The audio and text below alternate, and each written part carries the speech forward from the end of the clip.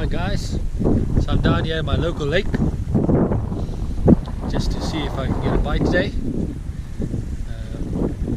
I'm going to do a bit of feeder fishing today. I'm sure as you can hear, I'm not really originally from Australia. I'm actually just moved over from South Africa, and feeder fishing is a very big sport in South Africa. So what I thought I'd do is I'd bring my feeder setup, get it set up today. What I'll do is I'll set it all up, I'll get the camera back out, and I'll let everybody look and see what it's all about, because I don't think many Australians have seen feeder fishing, and then we'll take it from there. And through all the episodes we'll go through a few different fishing techniques. We'll do some normal bank style fishing, we'll do some boat fishing, hopefully we'll do some saltwater, and then in the end of May we'd be going down to Bulgaria to take part in the World Championships for clubs in feeder fishing. I'll take the camera with, and everybody can see what a World Champs for carp fishing looks like. I know in Australia carp fishing got a bit of a bad rep, but the rest of the world carp fishing's big money. There's a lot of countries that make a lot of money through carp fishing, South Africa being one of them. And then I'll take you guys on that journey. And like I said, we'll do various types of fishing and see what we can get. Yeah, those of you wondering about my shirt, I got this shirt during February of last year. I was fortunate enough to be asked by the Australian feeder fishing team to be part of their management. They came down to South Africa to fish Bloemhof Dam in February, so I helped them a bit with the management side, a little bit of captaincy regarding the local waters, stuff like car hire and so forth. So that's why I've got the shirt on. I wear it very proudly. So yeah, what I'll do is I've unfortunately only got photographs of the World Champs. I didn't have the camera there. So what I'll do is I'll cut some photographs in, or I'll make another episode that's just got the cameras in, the photographs in it, and then you guys can see what went down at the World Champs. Unfortunately our campaign didn't go too well. There's unfortunately a lot of excellent countries in the world that fish for carp, and just once again showed us that there's guys that put in a lot of effort carp fishing. They came all the way down from countries like Netherlands, Ukraine, Bulgaria, England. Yeah, and I hope they all had fun. I know the Aussie guys had a lot of fun. They had a great time. They'll be going down to France in July. Unfortunately I won't be going with. We just had our little baby, so I can only go once or twice a year, and unfortunately France doesn't fit into the schedule. So they'll be going down, and then hopefully be doing well. But yeah, just sort of a background on why I'm wearing an Australian fishing shirt. Now you know. Well, there you go, setup's been completed. Usually I wouldn't set up all these items for just a little social session, but because I'm making the video for the first time, I thought I'd stick out everything. Everybody can just have a look what goes into it.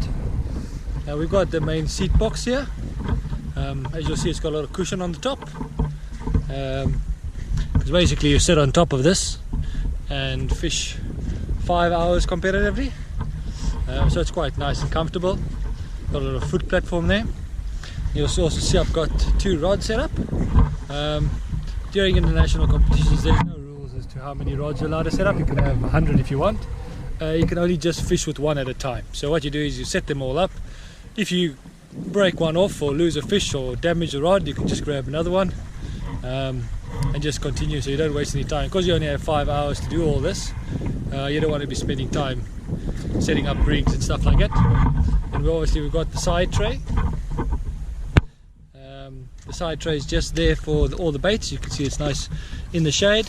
It's got a nice little canopy I made myself, and obviously all the baits go in there, all your water goes in there. just so it keeps it out the sun, so it lasts a bit longer.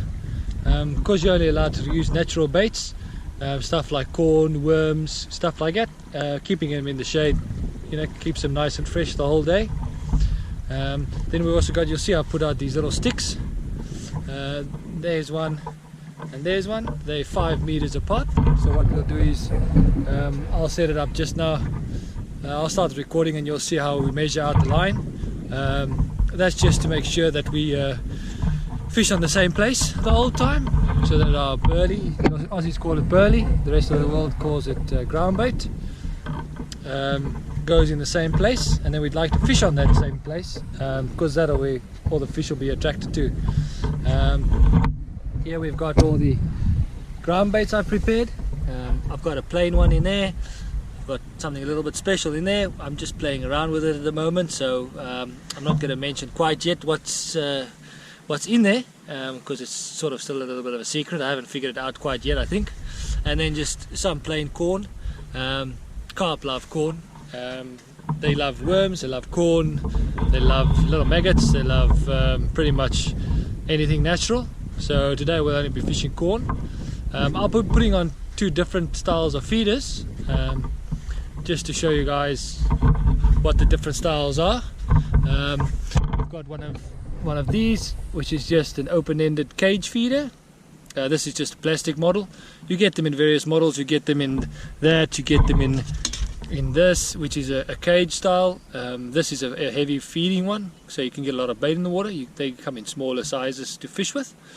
And then you also get a method feeder, which is this little chap here. They fished a little bit different. Now during the World Championships and stuff, we're not allowed to use these. We have to use these, and the main difference between the two is basically the way it releases the feed, and also the hook length, the length of the hook that's involved. I'll make a video of the different lengths of the hook length, and then you guys will see, you'll know what I'm talking about once I show you. This one is just a little closed one. It's just for maggot fishing, so if you remove that little patches, you've got an open end. That's why it's called an open-ended feeder. And I'll make a short video just to show you how to use this, and also make a short video how to use these.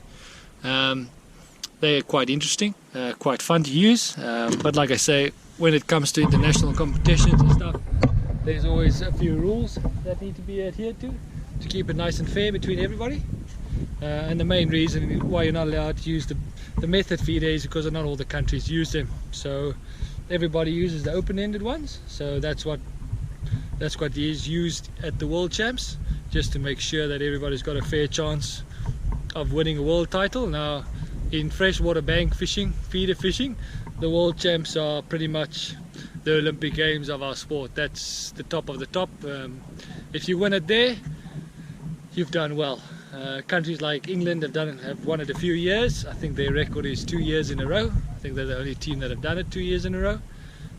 It's very difficult, and every year it's fished in a different country. It's not the same location every year, so every year a different country has got a chance to host, and they'll pick a venue that's capable of taking quite a lot of anglers. I think there must be in the region of 23 or 24 countries that took part last year, so you need a lot of space, because there's about 15 to 20 meters between each guy, and there's 5 in a team, so that's 100 meters per team.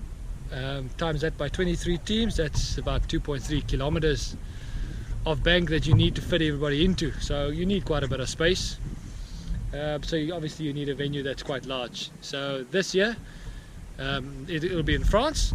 Like I said, I won't be able to attend, but the Australian team will be going up again, and we're going to wish them all the best of luck. We're going to help them where we can, get in a few practice sessions and fish our feeder leagues, and hopefully sharpen them up for France, where hopefully they'll give us a good result.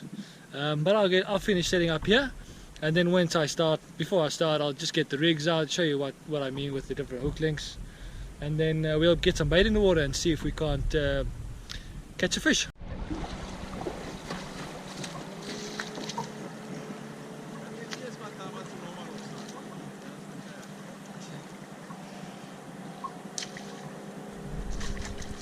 So here we go, guys. here I've got the different rigs. So with the banjo feeder, your hook length can be really short. So this is quite a relatively long one, probably about 12 centimeters or so. When I bait it up, it'll sit inside the ground bait like this. But I'll show you guys when I bait it up how it's done. So this is the one style. Like I said, we're not allowed to use these during the World Champs. We have to use the open-ended ones. So I'll grab that one and then show you guys.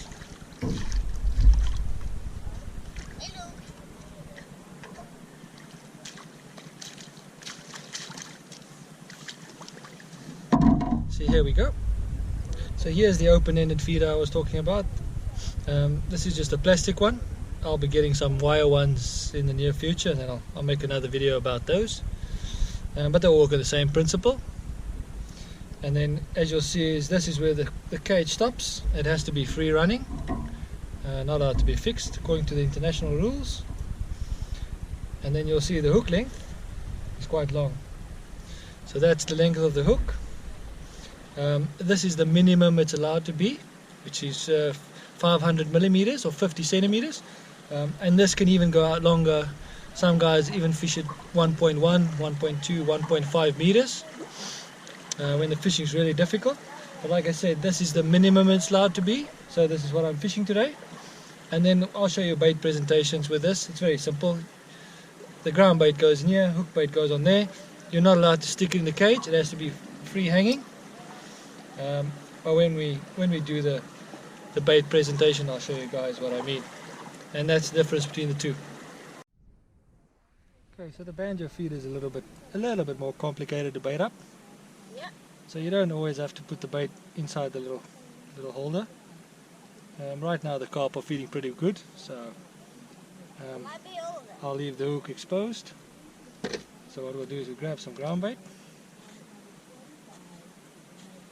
Grab some ground bait, put the weight in the middle, give it a nice squeeze, eject it. You'll see the ground bait's on there, it's got the weight on the bottom, and the hook is nice and exposed. Let's see if we can get a bite.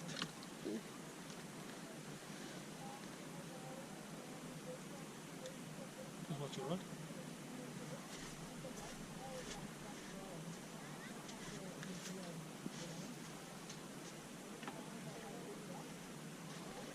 And with feeder fishing, it's always very important to hit your clip. You see my line's clipped in on the reel, so I know my distance is exactly correct. I just always unclip it after I've cast out, just so that I can give the carp some room to run if it does want to do that. I'll just sink the line a bit.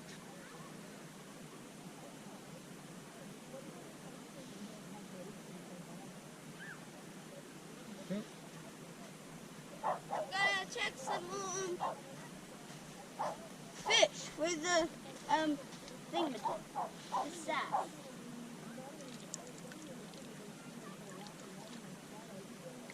And then the bite indication on the feeder is usually quite aggressive. So there you see we've got in a bite. Still there. Still there. Still there. We've got a fish on. Simple as that. What, a fish? Yeah. Good one. Might be a big one or a small one. Who knows? Might be another small one. Good.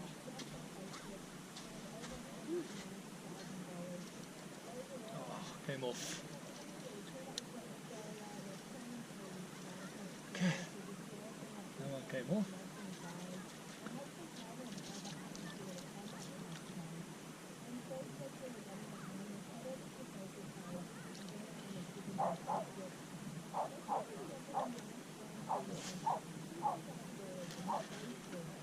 Now that fish came off, the reason being I didn't wait for the bite to develop. So what I mean by the bite developing is the rod tip needs to go all the way around. It was just doing this.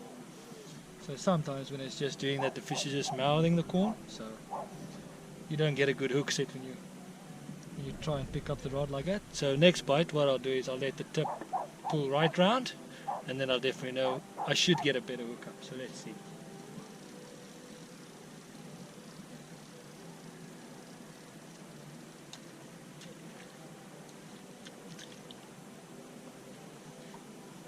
So we go with the banjo feeder again. Stick just a plain bit of corn on the hook. Ground bait in the little holder. Did the fish get off? Yeah. Give it a squeeze.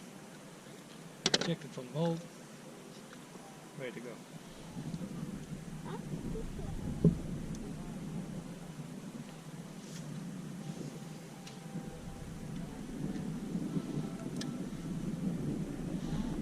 Again, always remember, always on the clip. As soon as I've hit the clip, I'll unclip it. I've got a little black permanent mark on my line, so I know exactly where my marker is. And I always just unclip it for the carpers because they're quite aggressive. That first initial run, I don't want to crack off my hook link again like I did with the other one. So I'll give it a bit of time to go. Really, I don't want to be losing fish.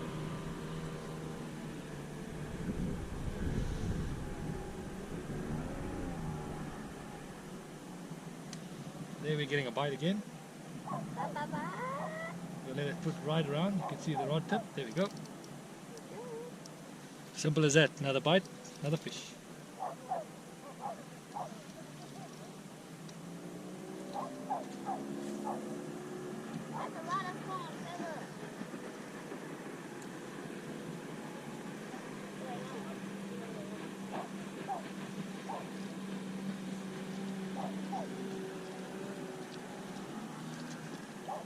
I don't have my landing net with me today because I haven't had a chance to buy one. So what I'll do is I'll switch the camera off, pull this one out on the bank, and then next shot I'll switch it back on again.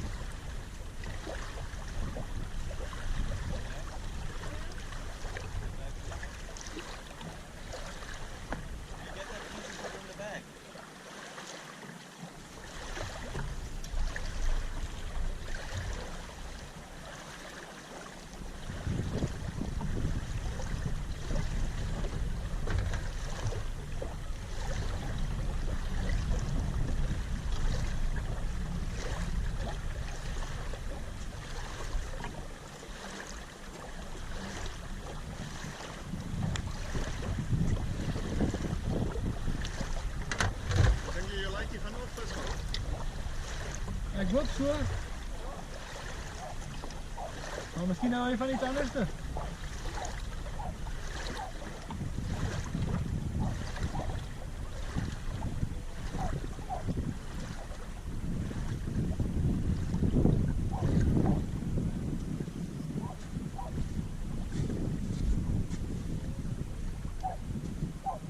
Maar die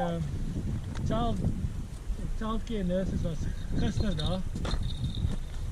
En hy is in die top 96 percentile vir length vir sy age.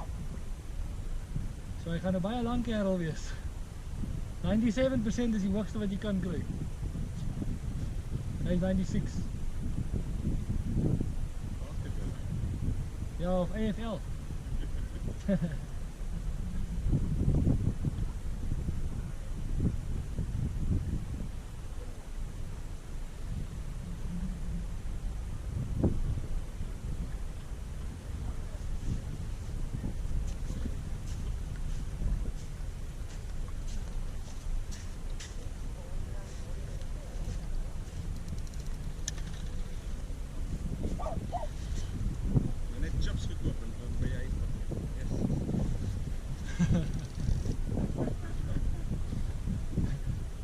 Ja. Dat wordt echt goed, hè? Ja. Hulle is honger. Dat gaat toch families. Ek kan nie sê hulle is gatvol nie.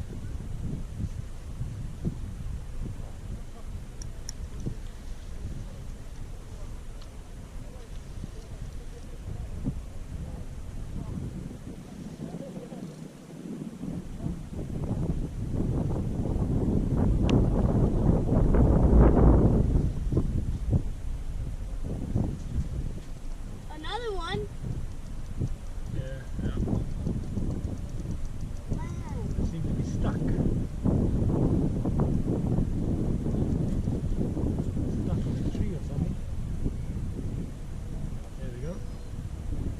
Got it loose.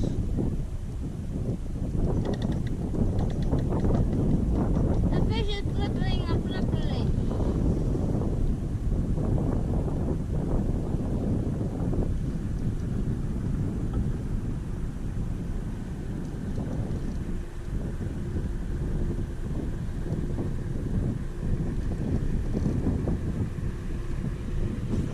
Wait. Oh, this side. Stay this side. Stay on my left.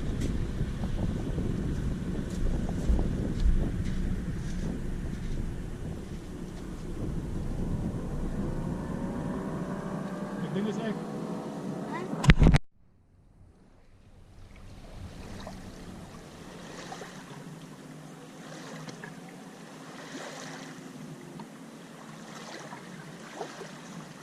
Now another bait presentation for the method feeder. Because what you can do is you can put some food in there, give it a little squeeze, and then put your hook bait in there, close it up. Or what you can do, put your hook bait in first, put some gravel on top,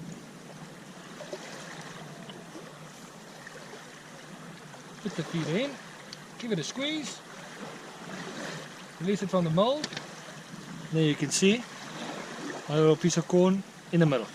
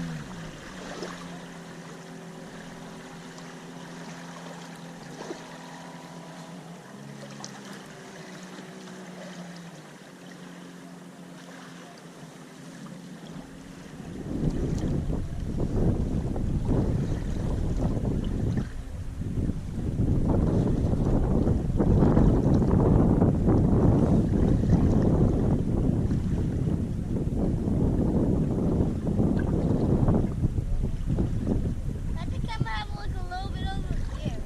Hey? Let the camera have a look a little bit of view about the thing. Yeah. I did carry it around earlier, so people should be able to see the lake. It's nice and calm and cool. Yeah, it's a nice day. Not a bad way to spend an afternoon, eh? Nope. Real well. And the afternoon is pretty.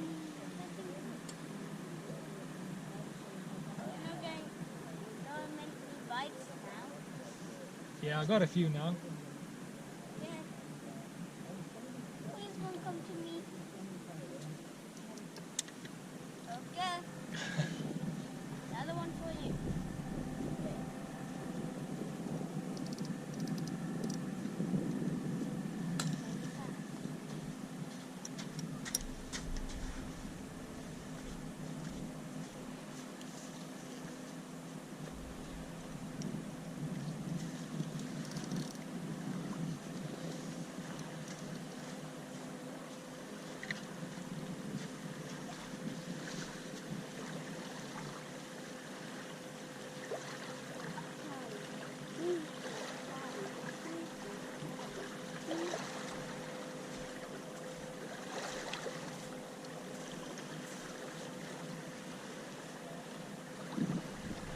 Okay, so I've got a few fish now on the method feeder. So what I'll do is I'll change back over to the open-ended feeder because we got a match on this lake at the end of February. It's black. Yeah, it's just a screensaver. And obviously when we fish competitions we're not allowed to use the method. We only use the open-ended, the cage one. So I'll switch over to that now and see what we can catch. So I'll land this fish and then I'll switch over to the cage feeder.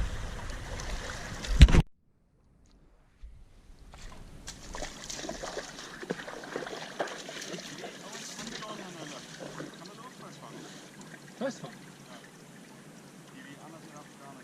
Wanneer? Ja, ek vra wanneer.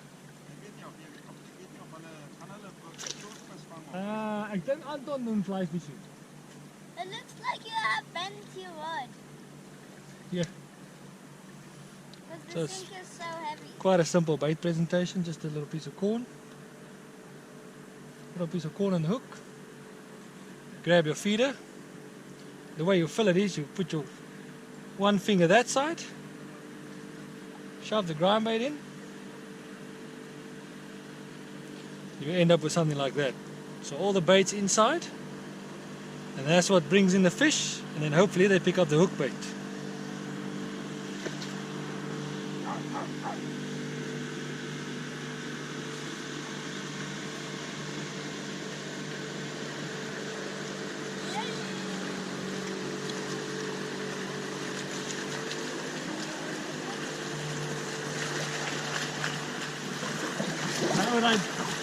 Hij stond er, hij wordt hier gemaakt. Hier was hij. Ja.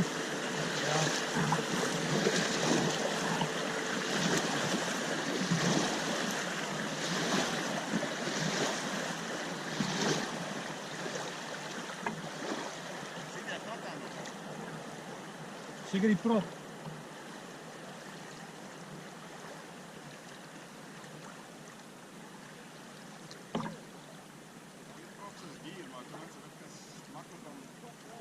Ja, maar je buig betekent die shaft ook. En dat is wat die geld kost.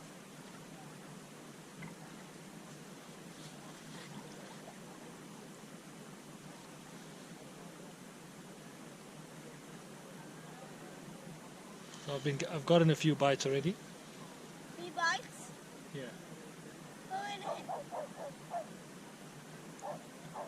Another bite and then yank it. Now you've got to wait for the fish to pull the tip straight around. And then when a bite comes, you can yank it. Yeah. There we go. See? Oh. Is it still on the line? No. What happened? Ja. Hoek af. Ja. So I got a bite there. Unfortunately I lost the fish. As you can see, no hook left. But did you get a So what bite? we'll do is we'll just put on a thicker hook length. Of course I'm fishing with straight braid. I might switch over to another rod with monofilament, which gives me a bit more stretch. And then we'll see how that goes. Okay, so baiting up again. Got the corn on the hook. Grab a bit of ground bait. Once again, important to always hit the clip. Feeder fishing.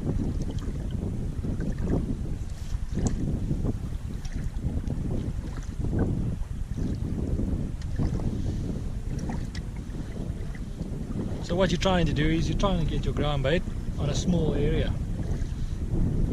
By small we mean maybe the size of this bait tray, side tray. What you want to try and do is you want to try and get all the fish in one spot. So when you keep casting in between them, they've got no choice but to eat your bait as well. But that's a theory. Unfortunately it doesn't always go according to plan. But most of the time it does work. Obviously it can get very technical with how much bait do I use, how much ground bait do I put in, how warm it is, how deep do I fish. But that you sort of learn with experience. And different venues, they'll fish pretty differently. They were saying that this Lake Hume fishes a lot similar to the lakes back home in South Africa.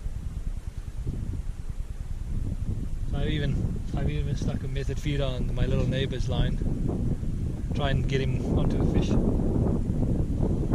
So what I'll do is after this one, I've got a few knocks there, but after this fish I'll put the camera down by the rod tip in, so you can see how the bite develops, because I don't think you can see the tip from there.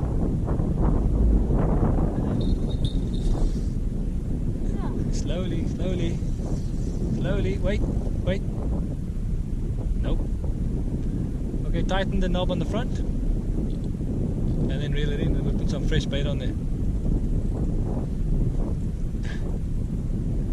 You gotta give it more time.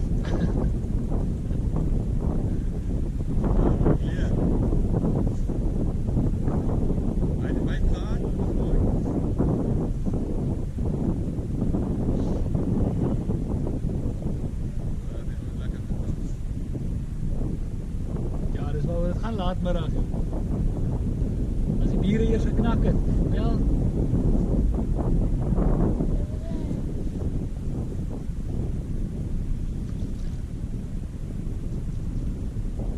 Dit is snaaks, die rails is so streng, maar jy kry nog steeds dit. Okay, bring it over. Put some fresh ground bait on there. Bring it this side. You still got a piece of corn on there. That's only the thing. Put a nice piece on. Yeah, but it's enough. Put a nice fresh piece on there. Mm-hmm.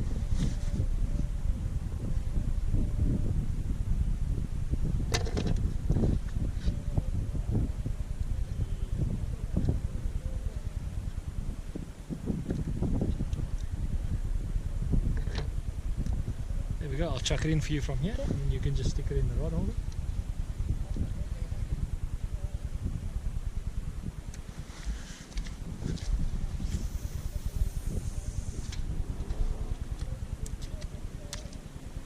You just loosen it up. Nee, die aas is nog daar.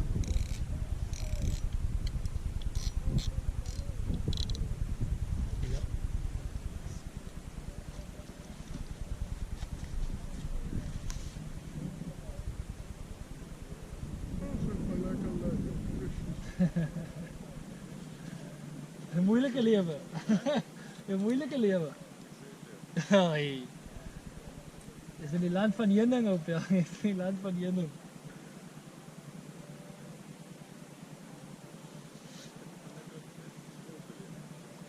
Ja. Ja, je hebt het nodig, nee? Maar met 3 seuns weet ik niet hoe baie stilte jy kry. Is het? Die hele storie met visa's, altijd weer.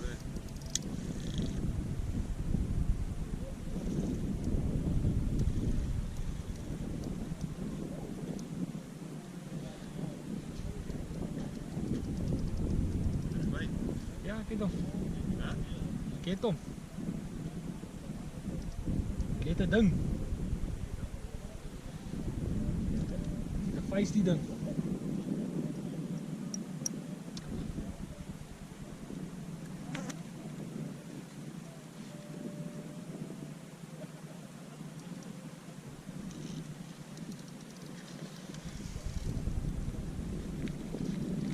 Ja, dat is like, precies is weer een klein lijkje bij Osho. Bij goed gebruik bij Genoa. Ja, ik heb dit niet gehad altijd. Dit is daar van het bij ons aan dom kijken. Ik weet het niet. Dit is nog niet gekomen. Weet je wat, Alex, Andreas, wat zou je zakje aangezet? Pouch, oké. Ja. Je eigenlijk niet een sanker niet meer. Ja, daar denk ik toch white aan. Het wijkt aan. Ja. So je zet dit om op die lijn, de hoekje onderaan. Dat is al. Kan je eigenlijk kort ook aan mee vangen? Nee, maar dan gaan die kaas ophouden. Want die kat zit immers nou niet op voer.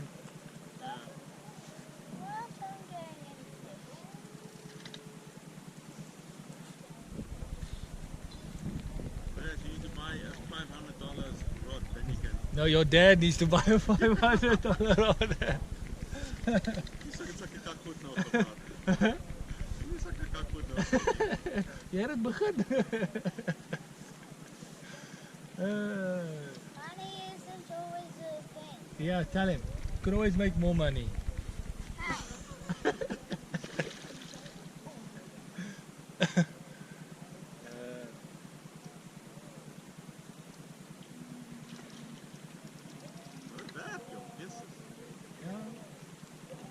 Jy moet die ouens sien van oorsee, Ukraine, Belgium, Nederland, Frans. Jy moet hulle sien. Jy kan nie dink 'n ou kan so baie vis vang. Dis amazing. Dan moet dit is dat hulle dit smel. Hulle moet dit. Ja nee, hulle ruik dit definitief. Nee, hulle ruik dit definitief.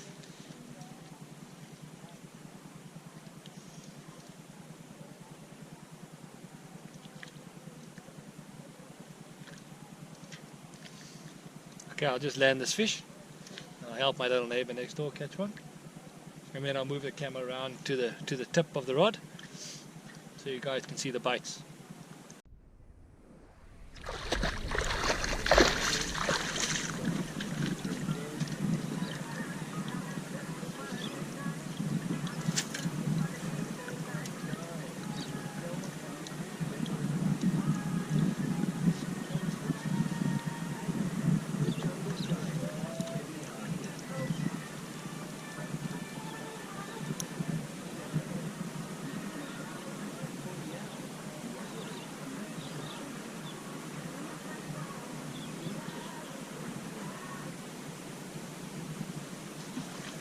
So I've put you guys all the way down there, just so you can see what the bite indication is like on these soft rods, because all the bite indication is right in the tip. So you'll see the bite pretty well. You'll see a lot of small indications, a lot of little knocks. That's just the fish trying to get the ground bait out of that little plastic cage. And then eventually you should just pull it right round. Well, I'm hoping. Let's see if he does it.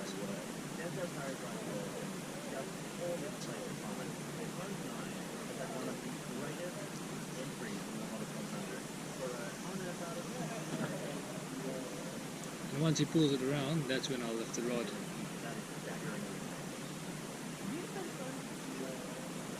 He's on it right now. That should be a decent bite indication.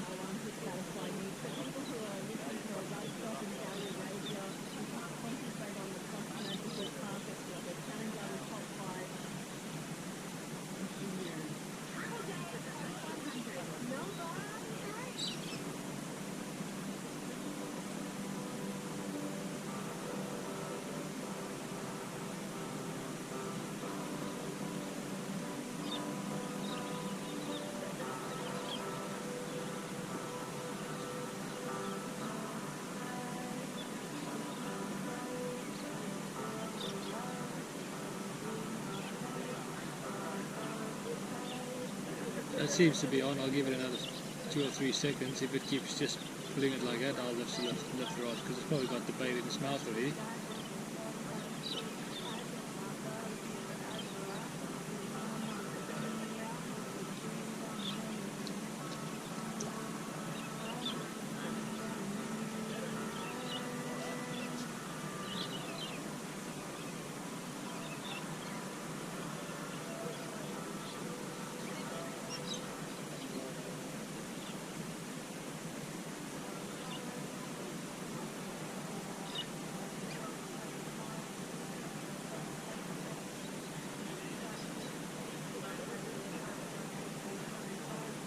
See, the tip keeps coming back, so I think that fish is on there. Yep, he is. It's on. Yep. Cool. Try to get it. So they don't always take the tip right round. Usually they do, especially with a carp. They're pretty aggressive. But sometimes they just swim around with the bait in their mouth, and then you get those small taps. what you got to try and do is just give it some time so it can get it in its mouth properly. If you strike too soon, the hook doesn't penetrate the mouth properly and it just pops the hook out. You'll lose all the fish. Just give it a couple of seconds until you're sure that the fish is there, and then you can just lift into it.